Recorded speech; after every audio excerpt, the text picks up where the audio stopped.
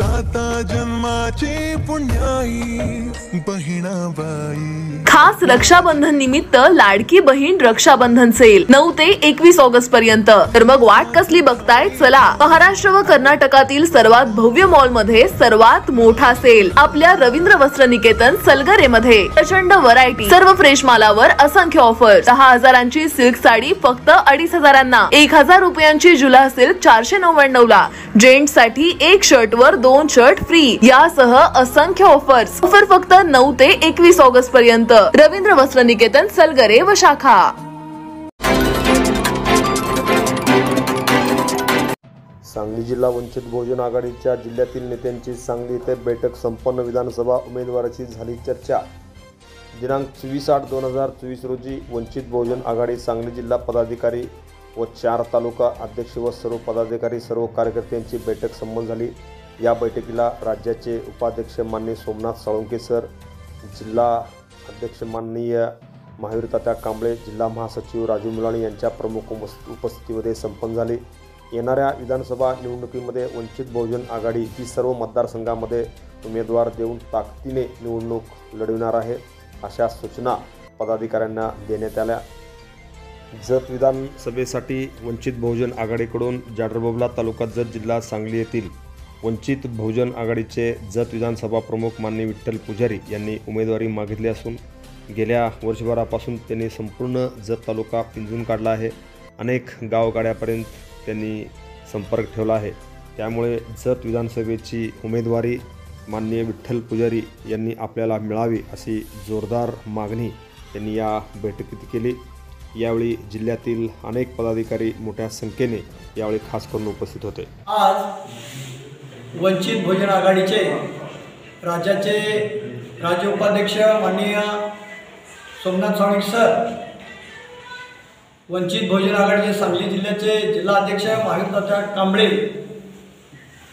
मिरज मतदारसंघाचे तालुका अध्यक्ष, तासगाव तालुक्याचे तालुका अध्यक्ष आणि जतवरून आलेले पुजारी सर आणि सोबत कवठेमंकाळचे सुद्धा या ठिकाणी या होऊ घातलेल्या 2024च्या विधानसभेच्या निवडणुकीच्या माध्यमातून आज इथं बैठक पार पाडली आणि या बैठकीमध्ये अनेक विषयावर चर्चा झाली आणि कार्यकर्त्यांच्या मध्ये आज मिरज विधानसभा मतदारसंघातून तात्याची महावीर कांबळे यांची उमेदवारी सर्वानुमते काही कार्यकर्त्यांनी मागणी केली आणि जतचे सुद्धा पुजारी यांची सुद्धा मागणी पक्षाकडे रीतसर सरांच्याकडं, साळुंके सरांच्याकडं त्यांनी करावी आणि आज या सर्व विधानसभेच्या निवडणुकीच्या माध्यमातून या ठिकाणी आलेले सर्व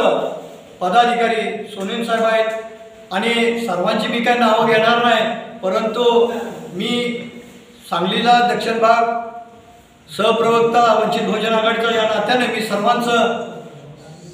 सर्वांच्या उपस्थितीबद्दल मी सर्वांचा आभार मानतो आणि जे काय वरच्या लेवलनं आदेश आपल्याला येतील त्याचं काटेकोरपणे पक्षाचा प्रोटोकॉल काय असेल त्याचा अंमलबजावणी करणे प्रत्येक कार्यकर्त्यांचं गरजेचं आहे आणि जर आपल्याला पक्ष वाढवायचाच असेल तर तळागाळातल्या सर्वसामान्य नागरिकांना, पदाधिकाऱ्यांना सर्वांना विश्वासात घेऊन प्रत्येक तालुक्यामधल्या गावोगाव पिंजून काढणारा आपला जो तालुका अध्यक्ष आहे त्याला सुद्धा सर्वांनी पाठिंबा दिला पाहिजे आणि प्रत्येक गावात आपला वर्ग वंचितचा किती आपल्या पाठीशी आहे याची सुद्धा खातं जमा करणं गरजेचं आहे, तरच आपण 25,000 30,000चं मताधिक्य आपण घेऊ शकतो, असं आजच्या एकंदरीत कार्यकर्त्यांच्या पदाधिकाऱ्यांच्या चर्चेमध्ये हा विषय आलेला आहे।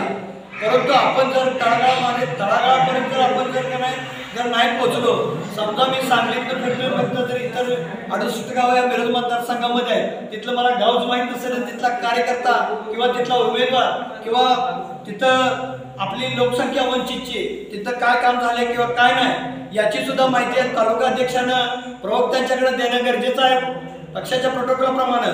परंतु आजपर्यंत जवळजवळ गेली 2-2.5 वर्ष आम्ही बघतोय तर अशा पद्धतीचं कामकाज दिसून येत नाही, पण सर्वांनी यापुढं महावीर तात्या आपले जिल्हाध्यक्ष आहेत, सर आपले राज्याचे उपाध्यक्ष आहेत, यांच्या नेतृत्वाखाली सर्वांनी आपण एक दिलानं काम केलं पाहिजे.